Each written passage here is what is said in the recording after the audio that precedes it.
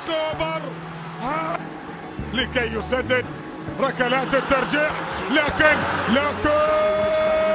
هنا كرة، الله، هذا السوبر مجنون في دقائقه الأخيرة، في لحظاته الأخيرة من على خط المرمى، من على خط المرمى الصولة تقدم، خرج الحوشان، التكملة موجود، يبحث عن كرة عرضية، ممكن الكرة العرضية، نعم كرة عرضية حلوة متقنة في المكان السليم، ولكن ما في أحد متابع. الآن المتابعة وأول الأهداف، يحيى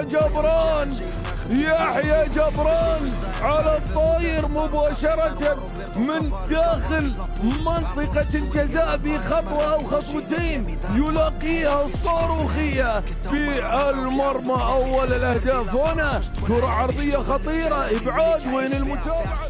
جزاء سليمان في المرمى، وجبران من أجل أن ينهيها في لحظات أخيرة للكويت. الله الله الله،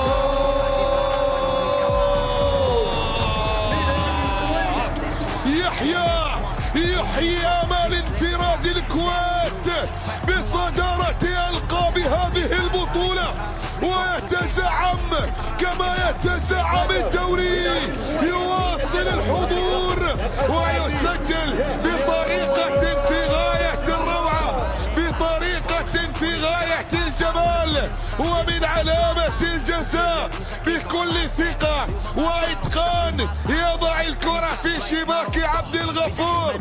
الله عليك يا جبران، الله عليك يا جبران، الله عليك يا جبران. هدف التقدم يأتي في الدقيقة الأولى من الوقت بدل الضايع للوقت الإضافي الثاني. يا سلام عليك يا جبران، يا سلام عليك يا جبران، بكل سهولة يضع الكرة في الشباك ويردد. البحث عن الهدف الأول للعميد يحيى من أمام عبد الرحمن، هل يسجل جبران؟ يا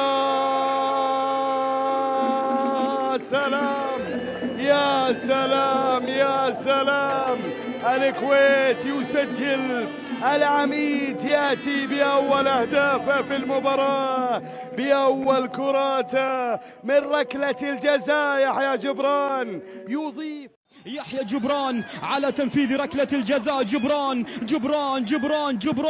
يا سلام في المرمى، جول